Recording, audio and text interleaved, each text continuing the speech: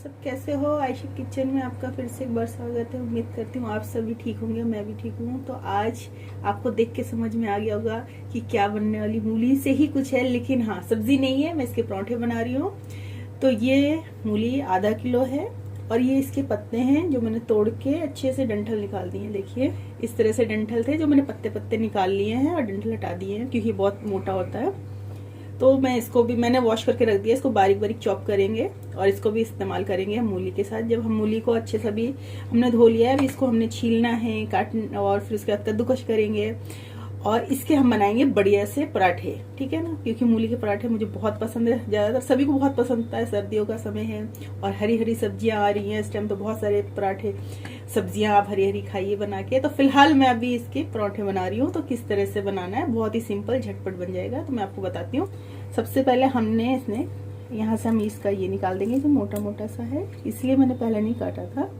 और इस तरह से और इस चाकू के हेल्प से एकदम बारीक बारीक सा, ज्यादा मोटा मोटा नहीं हमने हटाना है, हल्का हल्का सा इस तरह से करेंगे।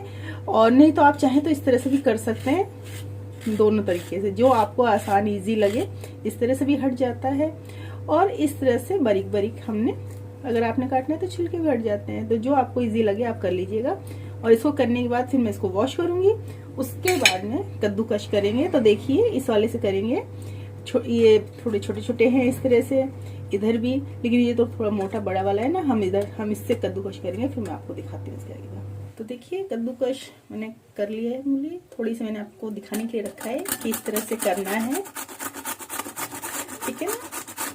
और करने के बाद में इसमें थोड़ा सा नमक डालकर 2-4 मिनट के लिए छोड़ दूंगी। फिर इसका सारा पानी निचोड़ कर निकालेंगे। फिर इसमें क्या क्या डालेंगे वो आपको दिखाऊंगी। और ये देखिए जो मैंने पत्ते आपको दिखाए थे मूली के, इनको धो के मैंने पानी निकाल दिया था। अभी भी मैंने इसके नीचे प्लेट रखा हुआ है क्योंकि इसके नीचे वो जाली सी बनी हुई है, सारा पानी निकल जाएगा। और मैंने बारीक बारीक चॉप कर लिया है। और ये आधा किलो के लगभग मूली थी, थोड़ी सी ज्यादा होगी। और उसके ये पत्ते हैं, तो मैं इतना बना रही हूँ। इसमें क्या क्या डालूंगी और कितना वो अभी आपको बताती हूँ। तो देखिए मूली कद्दूकस करके मैंने इकट्ठा एक जगह रख दिया है। इसमें मैंने थोड़ा सा नमक डाला है और अच्छे से मिक्स कर दिया है। इसको मैंने 3-4 मिनट के लिए छोड़ दिया है। फिर इसको हम अच्छे से, इसका जो पानी मूली का होगा ना, नमक डालने से होगा कि और अच्छे से निकल जाएगा। फिर उसको हम अच्छे से हाथ वॉश करके निचोड़ेंगे। फिर उसके आगे आपको दिखाएंगे। तब तक ये 3-4 मिनट के लिए मैं रख रही हूँ। तब तक चलिए, मैंने देखिए आटा आपको गूंथते हुए नहीं दिखाया है। मैंने पहले भी मैंने पराठा के डाल रखे हैं वीडियोस, तो आप उसमें देख सकते हैं मैं किस तरह से गूंथती हूँ। तो मैंने आटा गूंथ के लगा दिया था। ना तो ज्यादा सख्त है ना ही एकदम सॉफ्ट है, मतलब बहुत ही गीला भी नहीं है, बहुत ज्यादा हार्ड भी नहीं है, इस तरह से होना चाहिए। तो मैंने गूंद के लगा दिया था। और जब तक हमारा ये मूली हमने एक साइड रख दिया है कद्दूकस करके, हम इसको पेड़े बना के रख लेंगे। क्योंकि उसमें भरने से पहले अगर आप 2 मिनट या 4 मिनट पहले पेड़े बना के रख लेंगे तो अच्छे से इसके स्टफिंग जो हम भरते हैं भर जाएगी और हमारे बेलने में दिक्कत भी नहीं होगी।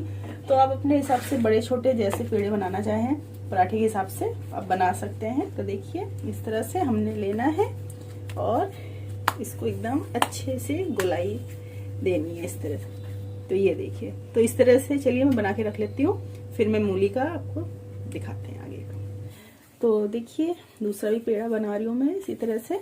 नॉर्मली हम डेली आटा गूंथते हैं, आटा छानने के बाद में उसमें थोड़ा सा नमक डाल लीजिए और नॉर्मली जो हम पराठे वगैरह के लिए गूंथते हैं बस उसी तरह से गूंथते हैं, कुछ स्पेशली अलग सा नहीं है। गूंथने के बाद अगर हो सके तो आप इसके ऊपर जब हम आटे को गूंथ कर रखते हैं तो हल्का सा ऑयल या घी जो भी आप हल्का सा हाथों में लेके ऊपर ऊपर इस तरह से फेर के रख देंगे ना, तो आटा हमेशा सॉफ्ट और अच्छा रहेगा। जब भी हम रोटी पराठा जो भी बनाएंगे वो हमारे बहुत अच्छे बनेंगे। तो इस तरह से मैंने आटा को गूंथ के रख दिया था, नॉर्मली जैसे हम डेली यूज में गूंथते हैं। कोई स्पेशल नहीं कि इसमें कुछ पड़ा है, सिर्फ नमक डाला था गूंथते समय।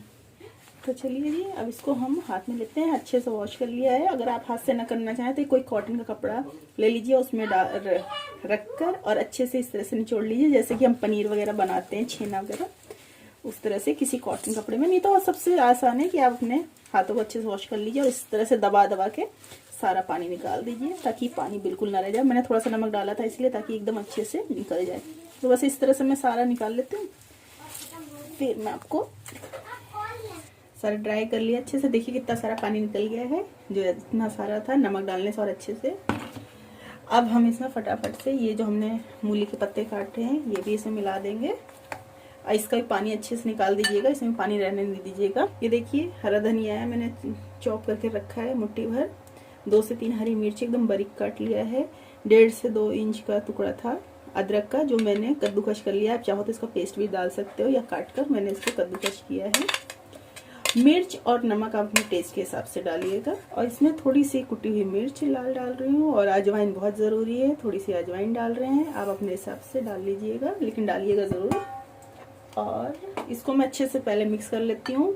और नमक हमेशा, ये सारा सामान मिक्स करके आप रख लीजिए, लेकिन नमक हमेशा लास्ट में डालिएगा जब आप बनाना स्टार्ट कर दें, क्योंकि अगर आप पहले से नमक डाल के रखेंगे तो ये फिर से पानी छोड़ देगा, ठीक है ना। तो पहले मैं इसको मिक्स कर लेती हूँ, फिर मैं अपने टेस्ट के हिसाब से नमक मिक्स कर लूँगी, फिर मैं आपको इसको भर के बेलते हुए दिखाती हूँ। इसमें मैं थोड़ा सा चाट मसाला भी डालूंगी, ठीक है। तो देखिए, पेड़े को हम लेके इस तरह से कर लेंगे, जैसे कि हम आलू के भरते हैं, गोभी के बनाते हैं, मटर के बनाते हैं, बस उसी तरह से हमने इसको भी कर लेना है। इसी गोलाई अच्छे से करके फिर हम मूली की स्टफिंग इसमें भरेंगे और हमारे पराठे रेडी जाएंगे। अच्छा, मैंने चाट मसाला भी डाल दिया था, आपको पहले ही दिखा दिया था। वरना आप चाहो तो पराठे बनाने के बाद भी ऊपर से भी जब हम बटर और घी लगाते हैं तो आप हल्का सा छिड़क सकते हो, अगर अंदर ना डालना चाहो तो, क्योंकि उसमें भी नमक होता है तो पानी छोड़ सकता है। मैंने आपको इसलिए आपको पहले ही डाल दिया था, क्योंकि आपको बताना था, दिखाना था, इसलिए। तो आप अलग से भी डाल सकते हैं, और अगर नहीं भी चाहें तो ना भी डालें, क्योंकि मूली के पराठे तो खुद ही इतने टेस्टी होते हैं कि किसी चीज़ की ज़रूरत नहीं पड़ती है।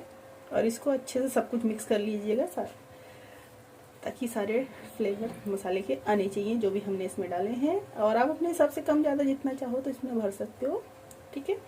इतना कि हमारा अच्छे से मिल भी जाए, फटे नहीं। इस तरह से इसको दबाना है अच्छे से हाथों से।